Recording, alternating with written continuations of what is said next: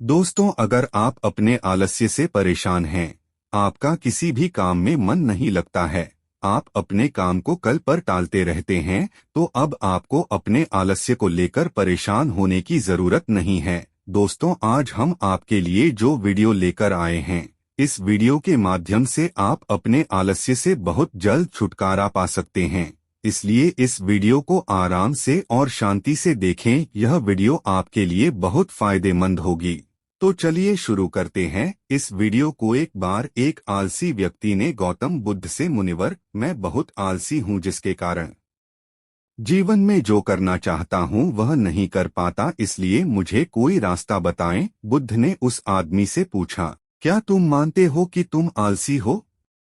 तो उस व्यक्ति ने बुद्ध से कहा, हाँ मुनिवर, सिर्फ मैं ही नहीं बल्कि मेरे पूरे गांव के लोग कहते हैं कि मैं आलसी हूँ। बुद्ध उस व्यक्ति से कहते हैं, लेकिन क्या आपके पास कोई सबूत है कि आप आलसी हैं? उस व्यक्ति ने उत्तर दिया, हाँ। तब गौतम बुद्ध उस व्यक्ति से पूछते हैं, क्या आपके पास इसका कोई सबूत है?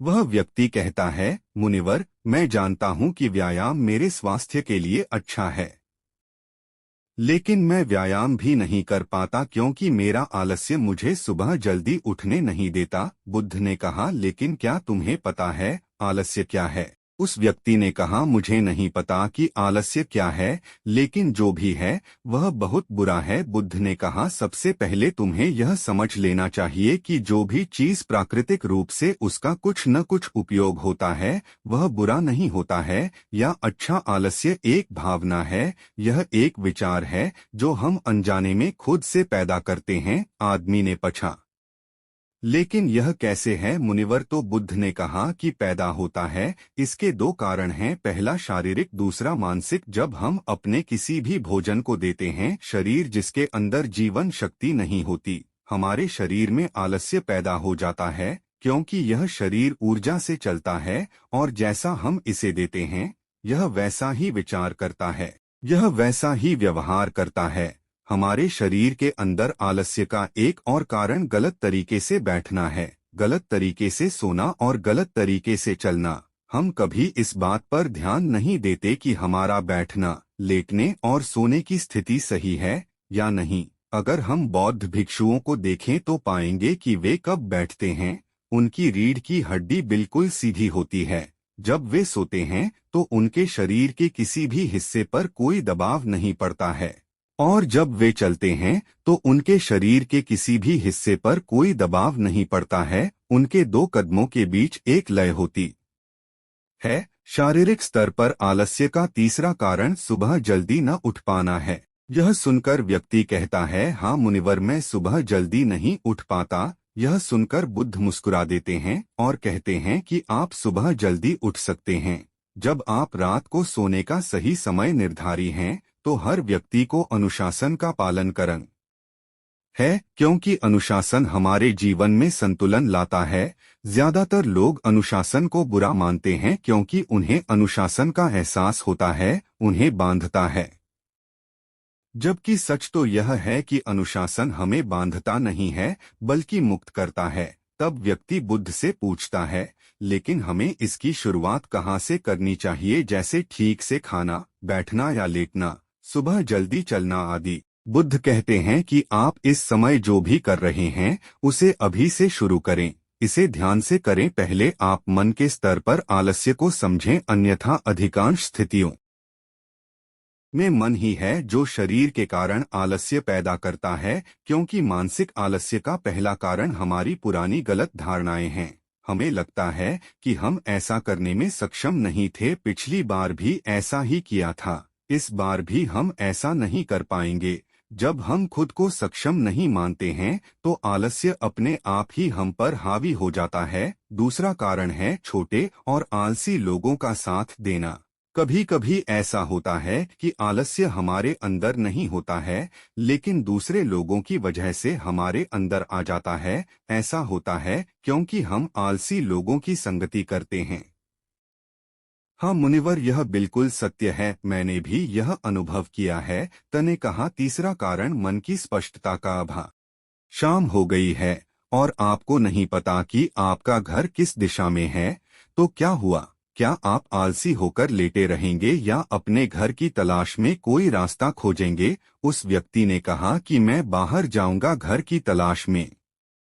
तभी उसने कहा, अगर बहुत कोशिश करने के बाद भी तुम्हें घर का रास्ता न मिले तो तुम क्या करोगे? उस व्यक्ति ने कहा, मैं अभी भी इसे ढूंढता रहूंगा, क्योंकि मेरे पास कोई दूसरा विकल्प नहीं होगा। कई विकल्प हैं, अगर किसी के पास एक ही विकल्प है तो उसका दिमाग बिल्कुल खाली होगा। यदि आप व्यायाम नहीं कर पा रहे हैं तो इसका कारण आपके मन में स्पष्टता की कमी है, जिसका आपको भविष्य में सामना करना पड़ेगा। उन रोगों से होने वाली बीमारियां आपको दिखाई नहीं देती, आप उन बीमारियों से होने वाले दर्द को महसूस नहीं कर सकते। आगे गौतम बुद्ध ने कहा कि आलस्य का चौथा कारण यह है कि कोई भी काम करने में मन नहीं लगता। मान लीजिए आप सड़क पर कहीं जा रहे हैं और काफी दूर चलने के बाद आप थक जाते हैं और चलने का मन नहीं करता। ऐसा तब हो रहा है जब आप किसी शेर को अपने पीछे भागते हुए देखते हैं। तो क्या ऐसी स्थिति में भी आप अपने आलस्य के कारण वहीं रुकेंगे? नहीं नहीं, तो समझ लीजिए कि आलस्य आपको वह काम करने से रोकता है जिसे करने का कोई बड़ा कारण नहीं है। तब उस व्यक्ति ने बुद्ध से कहा, धन्यवाद मुनिवर, अब मुझे आलस्य का पूरा खेल समझ में आ गया है। भगवान गौतम बुद्ध उस आलसी व्यक्ति से कहते हैं, मेरी एक बात हमेशा याद रखना, जहाँ स्पष्ट हो या कोई काम करने का कोई बड़ा कारण हो, वहाँ कभी आलस्य नहीं हो सकता। दोस्तों, आलस्य मनुष्य का सबसे बड़ा शत्रु है, क्योंकि आलस्य जीवन में कभी भी प्रगति नहीं कर सकता। चलो, आलस्य मनुष्य को इतना निकम्मा बना देता है कि उसे परिश्रम से घृणा हो जाती है और वह सदैव आराम की अवस्था में ही रहना चाहता है। इसके लिए मेहनत के चश्मे की जरूरत होती है, जो आलसी के पास नहीं होता। आलसी व्यक्ति को आलस्य दिन अपनी चपेट में लेता जाता है, जिसके परिणामस्वरूप वह दिन ब दिन मेहनत से भागने लगता है। मेहनत ही खत्म हो जाती है। शत्रु ने आलस्य कहा, नमक सिर्फ दोस्त हो सकता है, इसके अलावा इसे खत्म करने का कोई रास्ता नहीं है। मेहनत से दोस्ती करने के बाद यह दुश्मन अपने आप खत्म हो जाता है। मेहनत ही सफलता की कुंजी है। इस बात को केवल एक मेहनती व्यक्ति ही समझ सकता है, क्योंकि वह कड़ी मेहनत के महत्व को अच्छी तरह से जानता है। वह जानता है कि कड़ी मेहनत ही उसकी सच्ची दोस्त है और इस दोस्त की मदद से वह अपने जीवन में हमेशा प्रगति करेगा।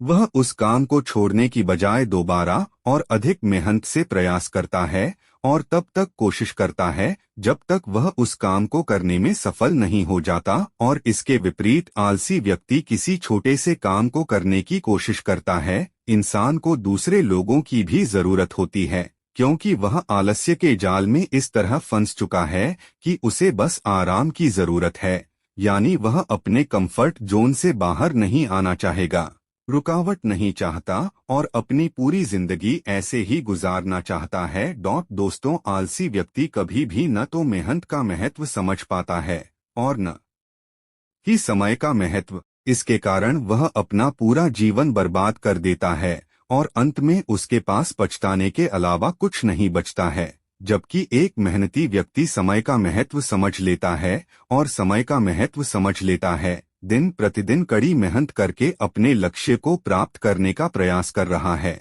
इसलिए आपको हमेशा मेहनत से दोस्ती और आलस्य से दुश्मनी रखनी चाहिए। दोस्तों, मुझे उम्मीद है कि आपको इस वीडियो से बहुत कुछ सीखने को मिला होगा। आप गौतम बुद्ध द्वारा बताए गए उपाय से भी अपना आलस्य दूर कर सकते हैं। दोस्तों, आपको यह वीडियो कैसा लगा, कृपया हमें कमेंट बॉक्स में कमेंट करके जरूर बताएं और अपने दोस्तों के साथ ज्यादा से ज्यादा शेयर करें। धन्यवाद।